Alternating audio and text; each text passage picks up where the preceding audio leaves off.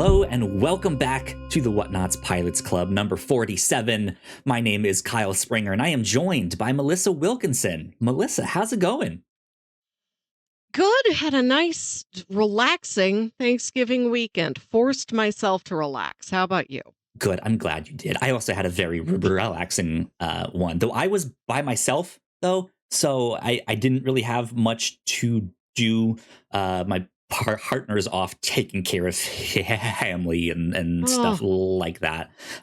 So I still cooked, though. I still made myself a little Thanksgiving That's meal. good. You didn't just resort to a hungry man TV dinner No, in her absence. Didn't just heat up a pizza. You didn't devolve into a full bachelor lifestyle. I made myself some macaroni from scratch. I did buy like a little small pre-sliced ham. I bought those like personal sized cups of mashed potatoes. So some of it was store bought, but the macaroni was the like real thing that I made, as well as some candied carrots and stuff like that. So it was good. It was relaxing. I've been watching Netflix, watching sports, watching F1, all that good stuff. Sports. Yeah, sports. Melissa, we are not here to talk about sports, but sometimes in sports there are things that require lawyers, and that is kind of what we're here to talk about today as we conclude our Year of the Detective here on the Pilots Club. You watched Perry Mason, the late 1950s show. Yes. Not the new one that's on HBO. Which is also a great one. Highly recommend that one. But you watched the old one. Melissa, thoughts on this? Why did you pick this one? We've really tried to hit a variety of detectives in the Year of the Detective, and we opened with the pilot of Columbo for January. Yeah. And I thought we should close with another grandfather of the genre. And since we talk about him so often, we should cover Perry Mason. Yeah. It's only right. Indeed. And we just finished watching The Americans over on the review show. So another like 6 degrees of separation kind of thing going on there. So yeah, some interesting fun stuff. Yeah, this is one that I want to say famously, but we're not famous. But I had a moment. Famous to us. Yeah, infamously among these two people. I had a moment on one of our other podcasts, The Captain's Log, after watching the newer Perry Mason show, where I had said something along the lines of, "Oh yeah, this show is based off a real event, a real person, Perry Mason," and you, not really in the know, just kind of shook your head and was like, "Okay, cool." And as I'm like pulling up the web page and telling you, or the Wikipedia page and telling you this, I almost immediately identified that no, Perry Mason was in fact not a real person. And so the like 10-second span of me just being so convinced that this guy was real, he existed, and he's famous, and that's why there's so many books about him and TV shows, and then just like crushed at like, oh no, I was wrong. I was not even done making my noises of polite, mild surprise at this fun fact before you told me it was a fun lie, and you were wrong. Yeah. But for those 10 seconds, we went into another universe where that was absolutely true. I've never believed anything more in my life than that there was once in so like convinced. 1932 a real Perry Mason. God, I was so convinced. But yeah, thankfully I corrected that. But now we got the opportunity to dive into the old Perry Mason show. I had a great time with this one. I thought this was pretty cozy. I think it's cozy is the word for it. Yes, it's pretty straightforward. That kind of like straightforward cozy mystery, but I think also the show did a good enough job of providing enough details and fun things to watch on screen of like someone averting their eyes when they feel shame or guilt, or someone perking up at a like just like smaller things. Like if you're really paying attention, there's enough detail in here for you to like help almost figure out the mystery. Right. Unlike the one I always go back to, the Detective Conan, where it's always some ridiculous thing of like, I never would have gotten that in a million years. But I think this straddles that line of like, it has enough detail that you feel like you can solve it, but also you kind of don't really need to pay that much attention either. Mm-hmm. So yes, you were about to say something.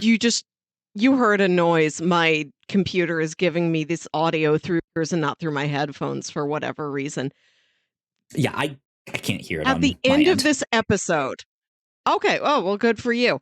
At the end of this episode, Perry Mason has a guy on the stand who is so obviously lying that it made me think of that clip from L.A. Noire, which now that I think about it must be a Perry Mason homage. I've never played L.A. Noire. I just know this one like 27-second clip where it's like L.A. Noire requires you to read subtle facial cues to tell if someone is lying. And this man is practically melting under the power of his lie. Yeah. You've seen it. You've seen the guy's face. I'm looking at it now. It's Perry Mason. The pilot episode of Old Perry Mason outdoes this somehow. But it was 1957. They didn't invent subtlety yet. I don't think subtlety wasn't invented until like the 70s. I mean, who knows? New Hollywood. Yeah. Yeah, I thought this was a pretty good time. I thought it was interesting also to see just how smooth it looked. I watched this on Peacock, I believe, and sometimes in my mind, because I grew up in the like VHS era, where like the quality of a VHS was just not the greatest thing out there. Mm-hmm. But when they film all this stuff on actual film, and you can like digitize it and like up-res it to 4K or however however much, it still just looks great. Like it looks so smooth. It looked fantastic. So I was delighted by that stuff. I was like, oh, like this looks nice. I like this, even though there's like are some really dark chase scenes that it's hard to tell exactly what's happening.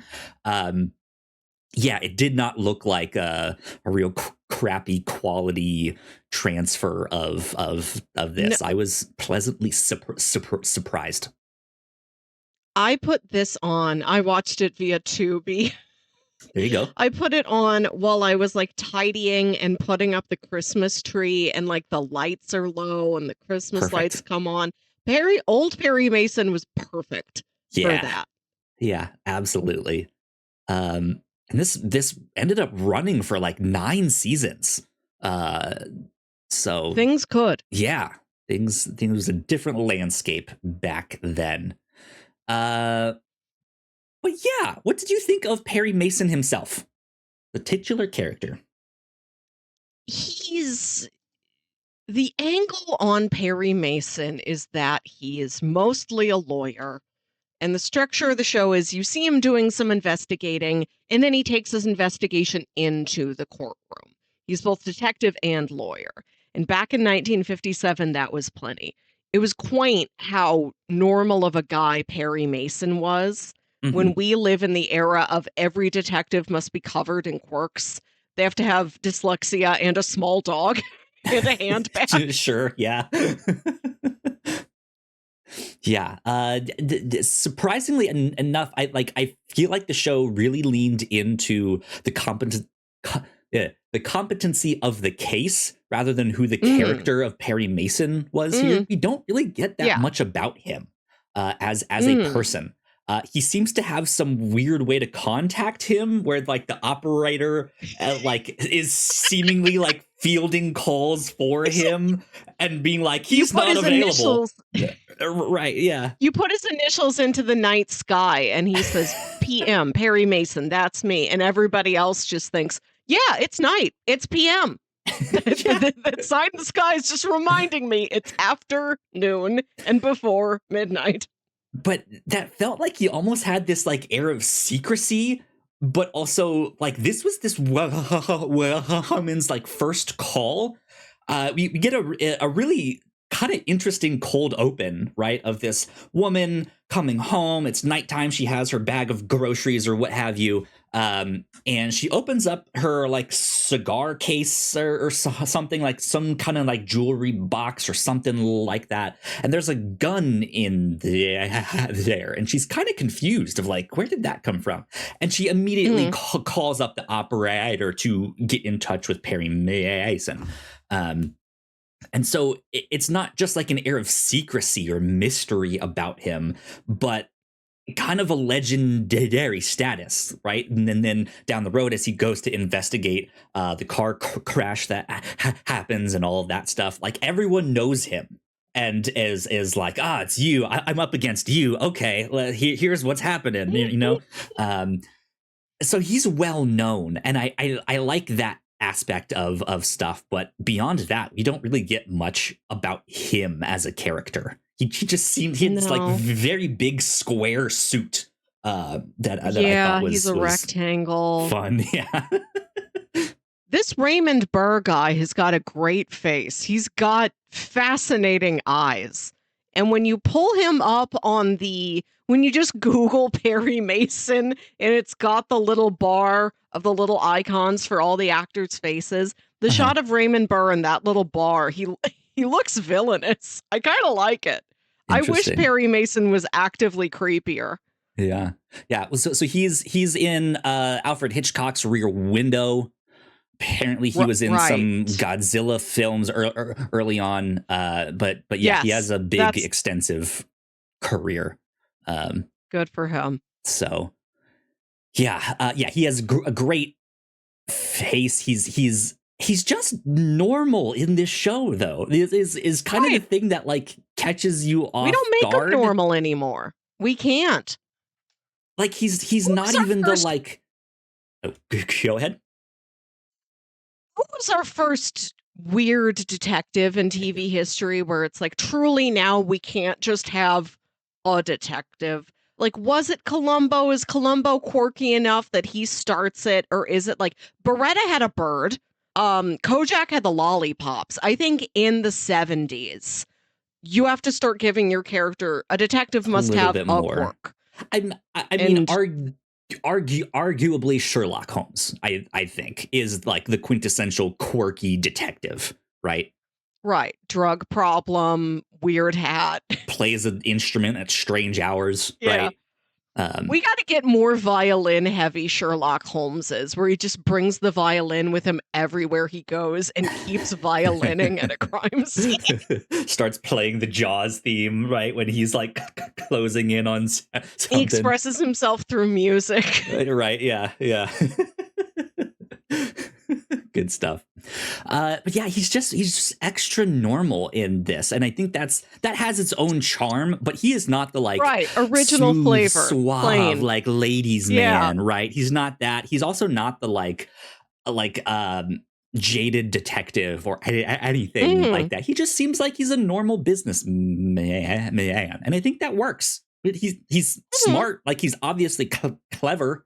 But I think what makes Perry Mason the show unique, beyond the fact that it's got the same character, the same through line between both the law and order parts of the story, is that it's set in Hollywood. They have Hollywood-based mysteries, where it is things like, I went out with this guy because he said he would cast me in a movie, and this person knows this big star. Like, he is along the sidelines of Hollywood glitz and glamour, finding all of these dark side stories. Yeah. I'm sure James L. Roy took some notes for all of his books, because he does that exact same stuff. So yeah, we get this case of this mysterious gun. She ends up being chased down the road and then fires the gun off twice. The car that's chasing her crashes, But then the death is weird. She says she only shot at the car, but this guy ends up being shot like in the head here. So there's this like what really happened. Turns out there's two identical guns in this whole thing. The case is pretty interesting. But what did you think of the actual courtroom drama? Because that is like the second half of this, where they're all sitting in the court and testifying. Yeah. We're, like I said, we haven't quite reached nuance yet. And that guy is lying so obviously. It's really funny. But a courtroom, there is something about a courtroom that is always satisfying to watch. Yeah. Yeah, especially when it's like, oh, he's on to something, and the other, like, not the defendant guy, but the prosecutor is just like, objection, no, I will not have him do this. So, yeah, that stuff is always fun to see. You keep mentioning that one guy. I loved his performance, though. Like, sure, it's obvious he's lying, especially that second time he's on the stand. But man, he's giving this performance that is this mix of like hysterics, but also like, I'm so sad that I did this. He's not laughing yet, but you feel like he's almost on the verge of laughing or crying at the same time. And it's just this like wild, like, yeah, I murdered her, but also like, holy shit, I murdered her at the same time, right? Which I thought just like that, like him, just the close up on his face as he's being questioned was enough to be like, yeah, this is fun. This is good. Good fun. Good courtroom drama. Kind of surprised they didn't, when they swore everyone in, they weren't like swearing on a Bible. I don't know if that is just a Hollywood thing, or if it was I don't know. Yeah, I always thought that's just what they did. I don't know, but he was just Hollywood, like, hold up your right hand. That's it. In the city of Hollywood, the town of movies, they make you swear on a Leonard Maltin's movie guide. You have to swear on 1,001 movies to see before you die. The script to Casablanca or something like that. Yeah.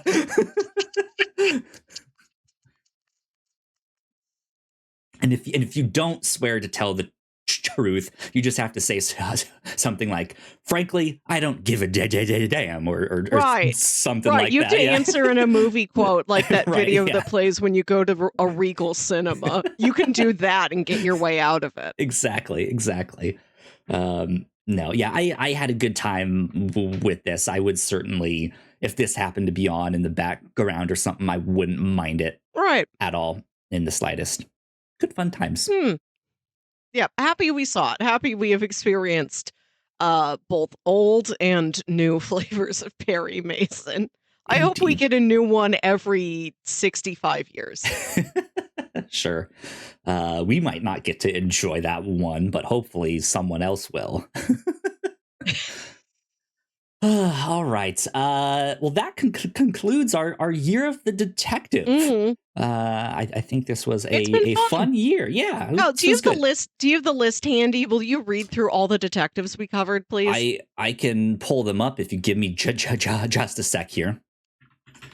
Let's pull up our website. That's what I'm gonna do. Oh, I could have done that. I don't know why I thought you had like secret records that I don't have. No. So yeah, like you mentioned previously, we started with Columbo.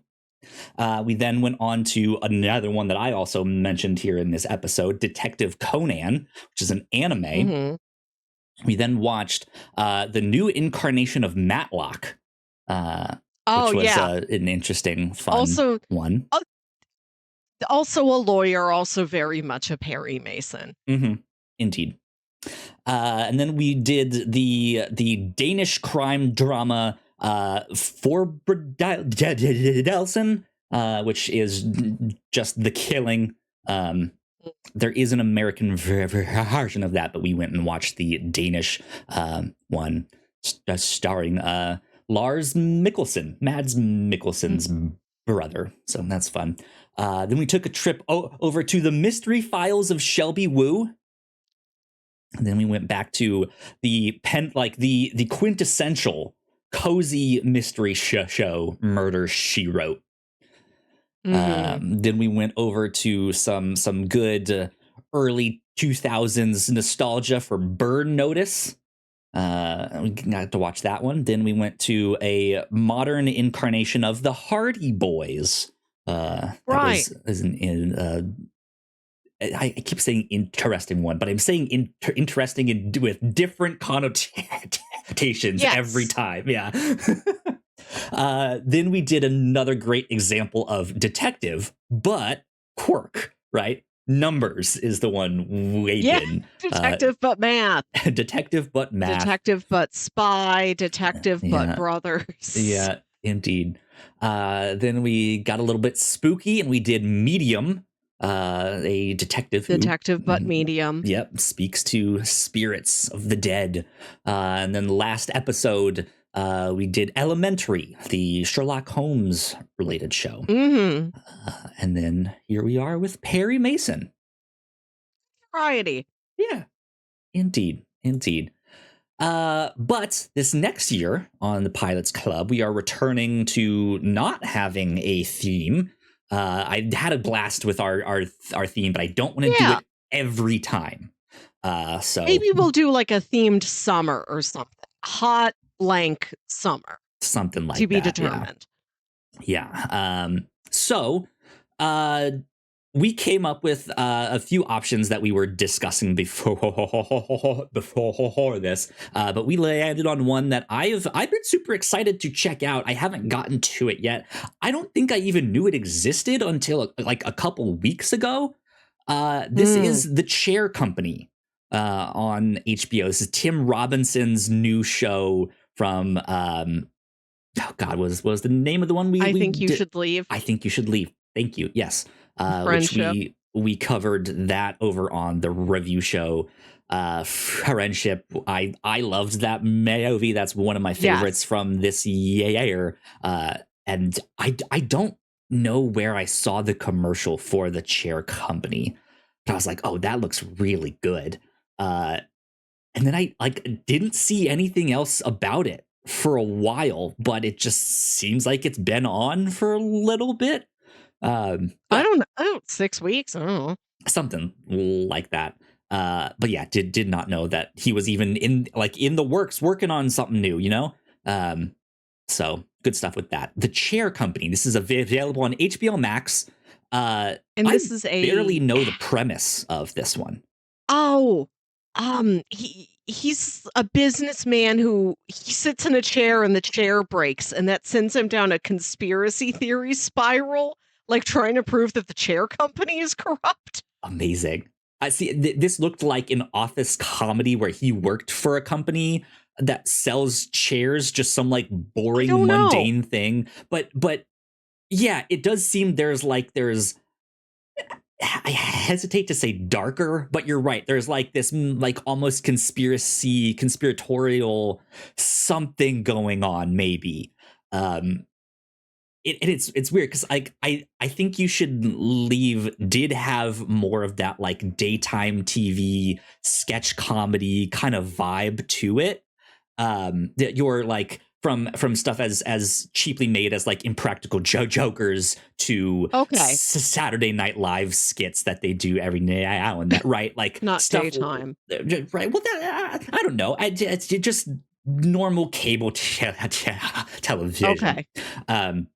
And then because that was so popular, ended up doing his movie, which just in the best way possible felt like a longer So I Think You Should Leave skit, and with a movie like production on it, which I think then was maybe the like launch pad for this show to be like, look, we can do a prestige looking show with my brand of comedy on there. So that's I like that. I'm the excited. vibe I got from all of this. So The Chair Company on HBO Max is what we will do as our first thing in the new year in 2026. So I am excited about all of that. Any other kind of final things to say, Melissa? No? All right. No. Well, let's wrap another it up. podcast to do after this. Yeah, Indeed. Let's get to it. Where can the people find you on the internet, Melissa? You can email me at yourhostmelissa@gmail.com. There you go. And if you guys want to stay up to date with me, I am at Yo Kyle Springer. And if you'd like to stay up to date with all of the stuff that we do here at the Whatnauts, we are at thewhatnauts.com on Blue Sky. So please go like, share, and subscribe. You guys know the deal with all of that. If you are watching this on YouTube, go check out more of our videos right over there on that side of the screen. That would also help us out a ton. And yeah, this has been number 47 of the Whatnauts Pilots Club. We will see you all next time. Bye. Bye.